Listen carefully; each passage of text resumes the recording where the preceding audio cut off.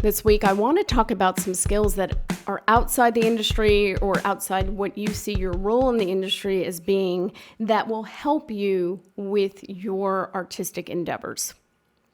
And this came up because a friend and I were talking about how our temp job years ago, she's a dance choreographer, really helped us gain skills that we used in our artistic career. So one of those is PowerPoint, learning how to use PowerPoint. That's where pitch books are made. You know, a lot of people, what they do is they ask a friend, oh, you have a pitch book, can I see it? And then you look at it and you see how it's set up and you follow the design and you go ahead and put your stuff in.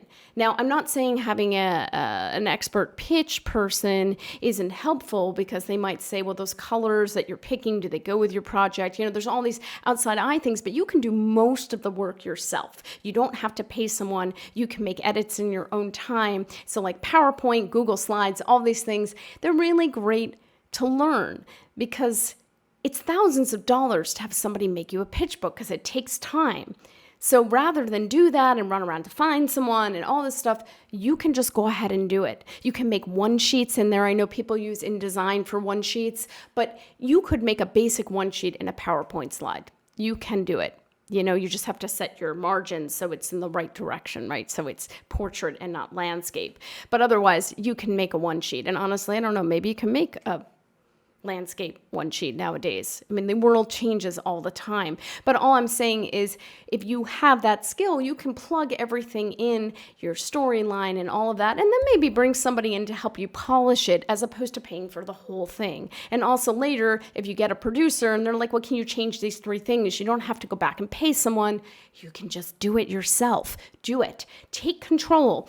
All right, the next thing that kind of goes along with that is investigate things like Adobe Stock. I love Adobe Stock. They have a lot of great content. No, they're not a sponsor. I'd love for them to be one. I don't have sponsors. I don't even try to get them. It's just a total joke. Anyway, but my point is that there's places like Adobe Stock. There's also iStock, Getty Images. There's a ton of them out there, Shutterstock, that will give you content that you can use in your pitch book. Now, it's not free, but if you subscribe, you can get discounts on credits. You can, you know, because everything's done by credits, not actual money, so you don't feel like you're spending your money, even though you are.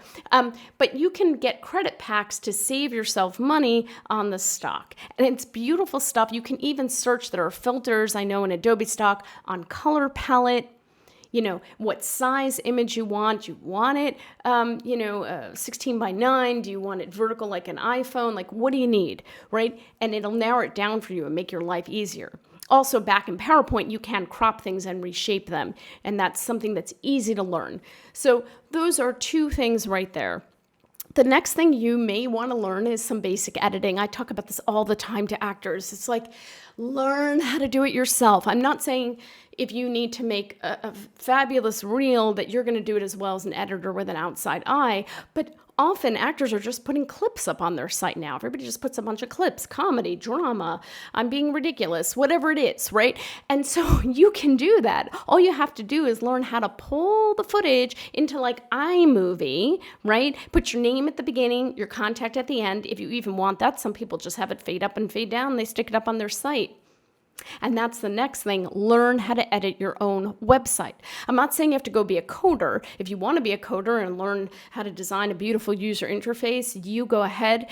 But I'm talking more about just how to edit Squarespace sites or Wix sites. I'm amazed at how many people have to go to an expert to do that. Now, I'm not talking about design and layout and having a good graphic eye. I'm talking about I need to edit text and they're afraid to open it. Don't be afraid. It's just text. You can type in. You'll be fine. Just take a couple of tutorials. They're free. All these sites offer their own. People have their own online on YouTube. You could even pay to take an e-learning course and do it in your own time if you really want to get into it. But it just helps you to be in control. That's the thing. And do things when you need to do it. I've had a lot of people reach out to me, oh, Shari, I need to make an edit here and I need it done for tomorrow because I'm going to this thing and I got to find somebody. And it's like, well, or you could just do it. You can just do it. It's really not as scary as you think.